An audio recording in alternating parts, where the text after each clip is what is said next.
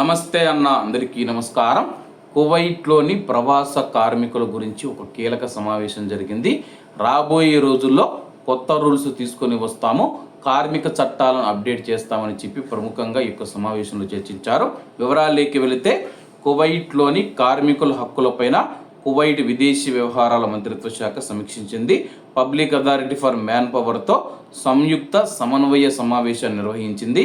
ఈ సమావేశానికి మానవ హక్కుల వ్యవహారాల సహాయ విదేశాంగ మంత్రి ambassador Sheikha Jawaher Ibrahim Al Duaij Al Sabah గారు, న్యాయ వ్యవహారాల సహాయ విదేశాంగ మంత్రి తహానీ ఆల్ నాసర్ గారు, public authority for manpower director general Rabab Al వసైమీతో పాటు సంబంధిత అధికారుల నుంచి అధికారులు, నిపుణులు ఈ యొక్క సమావేశానికి హాజరయ్యారు.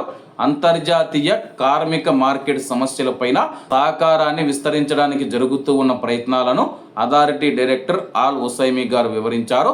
అంతర్జాతీయ ప్రమాణాలకు అనుగుణంగా కార్మికులను పంపే దేశాలతో ఉన్న ద్వైపాక్షిక ఒప్పందాలకు అనుగుణంగా కార్మికుల నియామక యంత్రాంగాలను అప్డేట్ చేస్తూ ఉన్నట్లు ఆయన అయితే పేర్కొనడం జరిగింది. ప్రస్తుతం ఇండియా కావచ్చు, శ్రీలంక కావచ్చు, బంగ్లాదేశ్ కావచ్చు, ఇతర దేశాల నుంచి ప్రవాస కార్మికులను మనం తీసుకొని వస్తూ ఉన్నాము. వాళ్లకు సంబంధించిన నియామకాలు ఏవైతే ఉన్నాయో, వీసాలు కావచ్చు, లేకపోతే వాళ్ళకు అందించే అకామా కావచ్చు, రెసిడెన్సీ ఏదైతే ఉందో వాటిని ఆధునీకరించాలి, అప్డేట్ చేయాలని చెప్పేసి ఈ యొక్క సమావేశంలో చర్చించడం జరిగింది.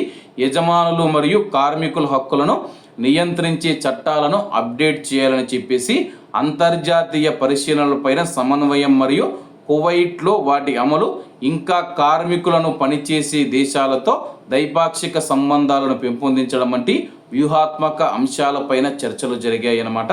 ప్రస్తుతం మనం చూసుకుంటే ప్రవాసులకు సంబంధించిన కొన్ని చట్టాలను అప్డేట్ చేయాలని చెప్పేసి అంతర్జాతీయ ప్రమాణాలకు అనుగుణంగా వీసాల జారీ కావచ్చు, లేకపోతే రెసిడెన్సీ కావచ్చు, కువైట్లో ఉన్న ప్రవాస కార్మికుల హక్కులను పరిరక్షించే విధంగా వాళ్ళకు జీతాలు కావచ్చు, లేకపోతే పని గంటలు కావచ్చు, అన్నీ అప్డేట్ చేయాలని చెప్పి ఈ సమావేశంలో చర్చించారు. మరి అప్డేట్ ఎప్పుడు చేస్తారో తెలియాల్సి ఉంది. కాబట్టి అందరూ బాగుండాలి, అందులో మనం ఉండాలి. అందరికీ నమస్తే అన్న, జై హింద్.